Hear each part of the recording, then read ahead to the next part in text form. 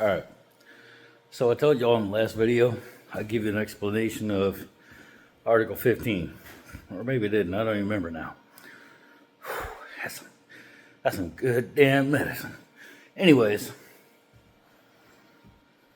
if you've ever watched those movies about people going to court within the military, I get punished, they talk about court martials and this and that. All that is based off the manual for courts martial, which sets up the military court system. And they all have to abide by the same damn rules because this is all set up by the DOD. I'm not even sure how far into the government really gets, but I know it's all part of the DOD and all part of the military justice system is the only way I know to put it. I'm not a legal guy. I don't know all the absolute big terms, but I do know how to Google a lot of shit, but that's how I learned a lot of the big words that I know and how I learned to get through this. Anywho, you go through the manuals for courts martial, and what you run into, or the MCM, you may hear me use that term, the MCM. When we get to Article 15, what that is the article that gives a commander the authority to punish people within their command without having for them to actually go to court and be tried by a jury of their peers or other military members. It's almost like if you've ever got a traffic ticket or something and went before a judge and you had to you and the public defender walked up to the bench along with the DA or assistant DA and argued your case in front of a judge like, Your Honor, I had insurance at the time. I just didn't have a card. And then he's like, cool beans, man, case dismissed. I've had that happen, sir. Oh, look at that. We're like 2 minutes in. So, oh, God, the cramps again. Oh, I need my medicine. All right, cool.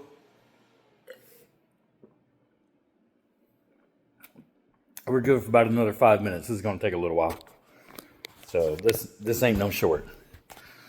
All right, so with that, it's like going before the judge in traffic court, only it's not actually a judge that we're particularly familiar with as civilians. This is your company commander or your typically battalion commander.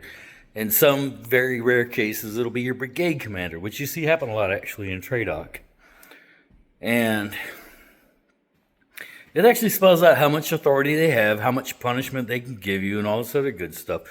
But basically, Article 15 is their authority to hear, try, and dispose of your case, which is to say, provide a verdict. When they say dispose of your case, they mean provide a verdict. Either you're innocent and you go along about your merry way, or you're guilty and they impose a punishment that they see fit. And typically they talk to your leadership about what punishment your leadership feels needs to be imposed. Occasionally they will ignore that and just say, nope, and throw the hammer down, or just no, like, oh, he's a good kid. I would just go on hikes, spank him on the butt a little bit. It happens. That's just kind of the way that goes. They don't always listen to leadership, which is weird because typically leadership knows you better than they do, and leadership's dealt with you more than they have.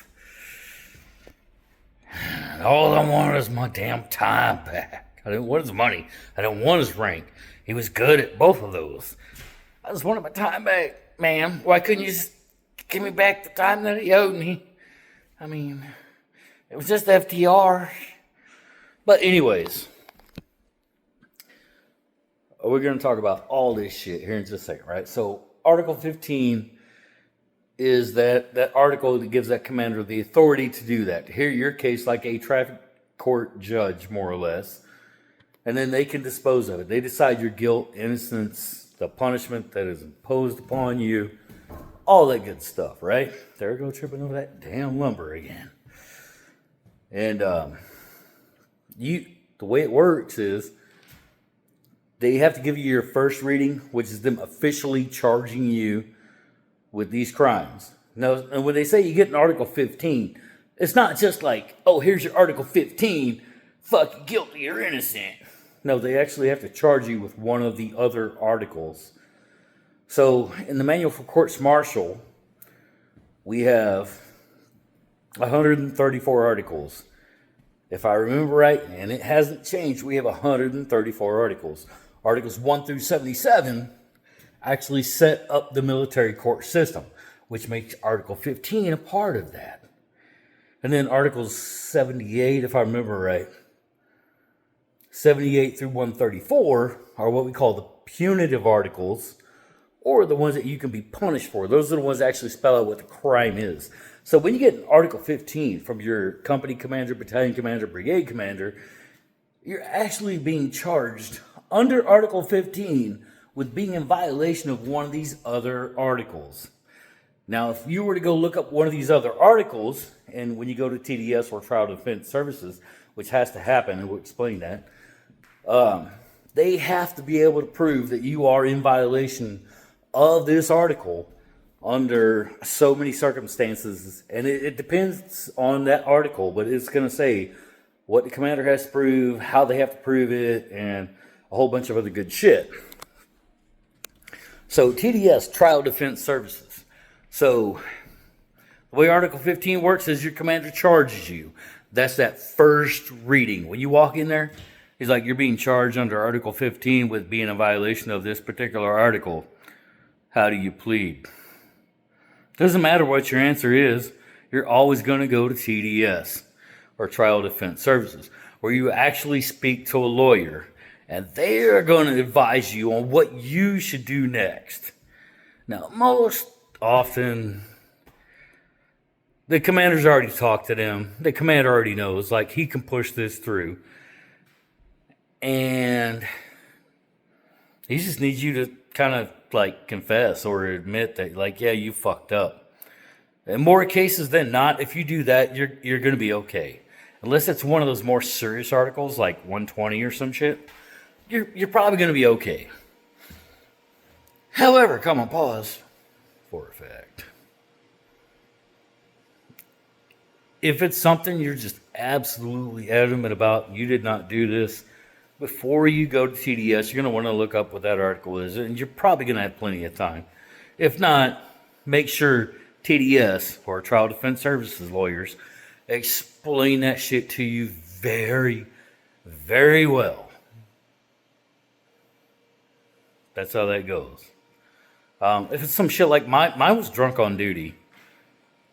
Dude, like, there's no denying that. The MPs had the breathalyzer that said I was, dude, like, did you drive to the motor pool today? And I was like, nah, man, it's caddy corner, bro. I just walked.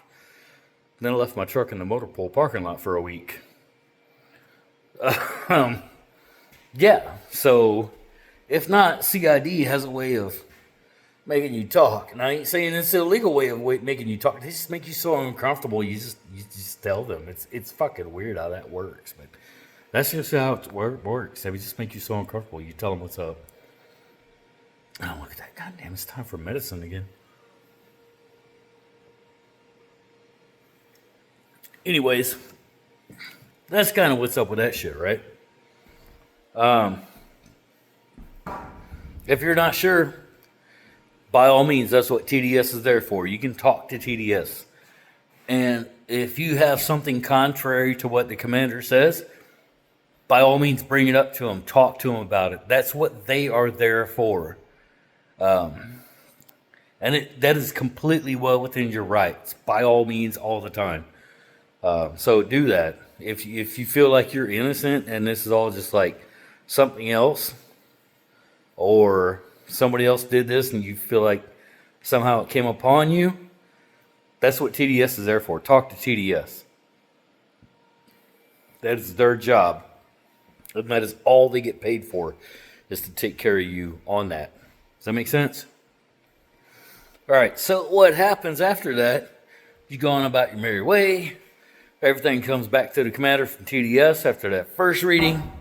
They're going to take a look at everything. And they're going to call TDS again. They're going to call, well, it's not the same TDS you went to. They're going to call their prosecution lawyers, more or less. And then they're going to tell them whether or not to push forward with it or to drop it. Most times, if you've already made it through TDS, they've talked And if they say push forward, give them a second reading, it's just a done deal for you, right? Like, you can fight it. You can try to push that shit to jury trial if you want to, but I wouldn't do it. And I'll explain why here in a few minutes. But if you just try to go, if the commander brings you in for a second reading, he's already made up his mind. You're getting this Article 15. And the only way to get out of that at that point is to push it higher and try to get it reviewed by a higher echelon commander, which more often than not is going to take that lower echelon commander's side, and that's it. Now here's the problem, right? We have Article 86, which is absent without leave, or the technical term, they have a technical term for it. You know, it's not just AWOL, they have one for it. It's being absent from maneuvers, duties, unit, or training, or some shit like that without authority. It's AWOL. That's what they mean is AWOL, right? What they don't tell you is AWOL means anything and everything that you weren't there for, that you were supposed to be there for, which is including PT. So if you miss that first PT formation at 6:30 in the morning because you overslept, and you decide to take that shit to a fucking jury trial, you better make sure your ducks are in a row, son. Because here's what can happen. A company commander can only give you, I think it's 14 days. Don't quote me on this shit. Changes. But I think it's 14 days extra duty, 14 days restriction to post, half month's pay for a month, and then reduction in grade by 1 grade. Right? If it's a battalion commander, they can do 45 days extra duty, 45 days restriction to post, extra duty for, did I say, anyways, extra duty for 45 days, blah, blah, blah. Reduction in grade. If you're E4 through E1, actually E1, E2 through E4, they can bust you all the way down to an E1. Or if you're an NCO, E5 and E6, they can bust you down to an E4. Or they can bust you down by 1 pay grade is what it is. So if you're an E5, they can bust you down to E4. If you're an E6, they can bust you down to E5. Half month's pay for 2 months, right? So 1, you're losing a lot of money just on, they could take that money. 2, you're losing more money because they reduce you in pay grade, which means you get a lot less money. 3, they just make you work all night, every night for an extended period of time. It's a horrible fucking thing. So watch out for that shit, right? Oh, damn.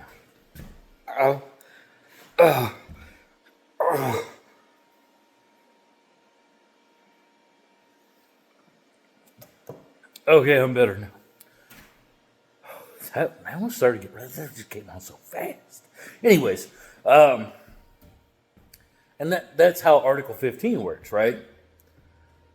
But those are the cases for Article 86 under an Article 15, because that is the limit of that particular echelon commander's authority. However, if you were to take it to court-martial, the limits for the punishment grow exponentially. And if a jury of your peers, the United States military, finds you guilty of an Article 86, it turns into, and I'm not sure this ain't going to be all of it. It's not all encompassing. I might not cover everything. Or I could actually even be wrong about it because things have changed since the last time I looked it up. But we're talking about confinement. And if your commander can prove one of two things, with intent or without intent. And the story I used to use on the privates at the schoolhouse, because my last job was an AIT instructor, was if your battle buddy tries to wake you up and you say, and just accidentally fall back asleep, or you wake up and like, oh yeah, man, yeah, good, I'm going to be out to BT and field in a minute, and then accidentally fall back asleep. Well, then that's without intent. But if your battle buddy wakes you up, you looking all bright-eyed, chipper-eyed, and like with an attitude, it's like, man, fuck that drill sergeant. I ain't going about to fuck BT today. I'm sick of this shit. Did not do this as a civilian. What the fuck do I have to do now? Oh. And then you go back to sleep. Well, that's with intent, and that actually carries with intent or without intent. Actually carries two different fucking punishments, bro. I hate to tell you. And if I remember right, and I could be wrong, it happens occasionally now and again, especially when regulations change on me, and I haven't had a chance to catch up on them. But with intent, or I'm sorry, let's do without intent, because it's sketchy, but it's up to 1 year confinement. Separation from military service, reduction in grade, and if you didn't know this, the military convening authority or the military judge can basically reduce you to what they want.